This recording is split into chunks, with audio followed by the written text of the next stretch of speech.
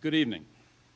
Just moments ago, I spoke with George W. Bush and congratulated him on becoming the 43rd President of the United States. And I promised him that I wouldn't call him back this time. I offered to meet with him as soon as possible so that we can start to heal the divisions of the campaign and the contest through which we've just passed. Almost a century and a half ago, Senator Stephen Douglas told Abraham Lincoln, who had just defeated him for the presidency, "Partisan feeling must yield to patriotism." I'm with you, Mr. President, and God bless you. Well, in that same spirit, I say to President-elect Bush that what remains of partisan rancor must now be put aside, and may God bless his stewardship of this country. Neither he nor I anticipated this long and difficult road. Certainly neither of us wanted it to happen. Yet it came, and now it has ended, resolved as it must be resolved through the honored institutions of our democracy. Over the library of one of our great law schools is inscribed the motto, "Not under man, but under God and law." That's the ruling principle of American freedom, the source of our democratic liberties. I've tried to make it my guide throughout this contest, as it has guided America's deliberations of all the complex issues of the past 5 weeks. Now the U.S. Supreme Court has spoken. Let there be no doubt, while I strongly disagree with the court's decision, I accept it.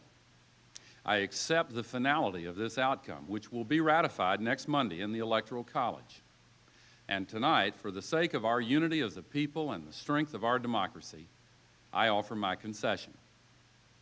I also accept my responsibility, which I will discharge unconditionally, to honor the new president-elect and do everything possible to help him bring Americans together in fulfillment of the great vision that our Declaration of Independence defines and that our Constitution affirms and defends. Let me say how grateful I am to all those who supported me and supported the cause for which we have fought. Tipper and I feel a deep gratitude to Joe and Hadassah Lieberman, who brought passion and high purpose to our partnership and opened new doors, not just for our campaign, but for our country. This has been an extraordinary election, but in one of God's unforeseen paths, this belatedly broken impasse can point us all to a new common ground, for its very closeness can serve to remind us that we are one people with a shared history and a shared destiny. Indeed, that history gives us many examples of contests as hotly debated, as fiercely fought, with their own challenges to the popular will. Other disputes have dragged on for weeks before reaching resolution, and each time both the victor and the vanquished have accepted the result peacefully and in a spirit of reconciliation. So let it be with us. I know that many of my supporters are disappointed. I am too. But our disappointment must be overcome by our love of country.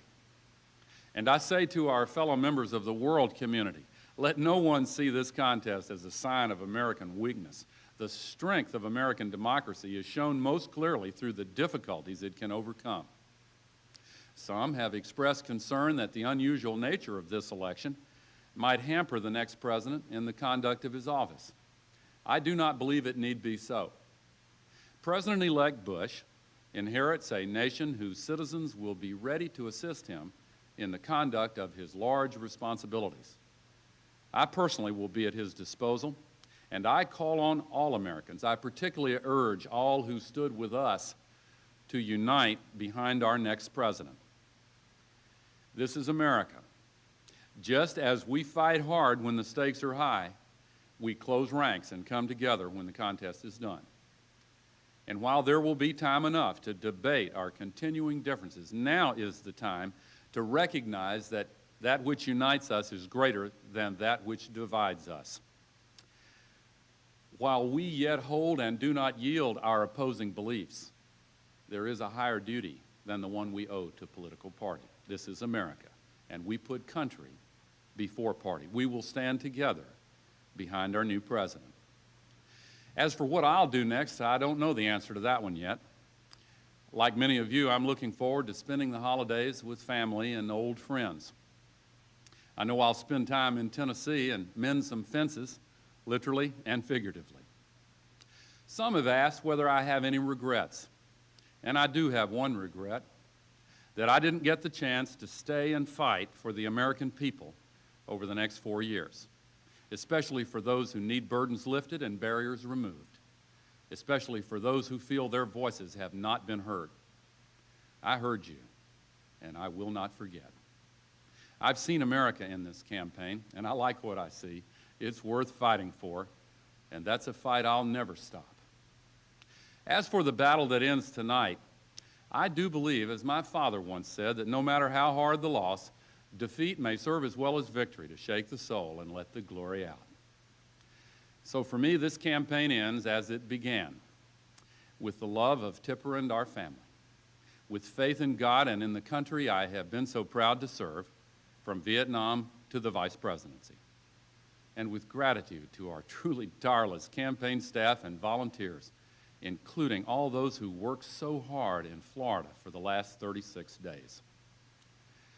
Now the political struggle is over, and we turn again to the unending struggle for the common good of all Americans and for those multitudes around the world who look to us for leadership in the cause of freedom. In the words of our great hymn, America, America, let us crown thy good with brotherhood from sea to shining sea. And now, my friends, in a phrase I once addressed to others, it's time for me to go. Thank you, and good night, and God bless America.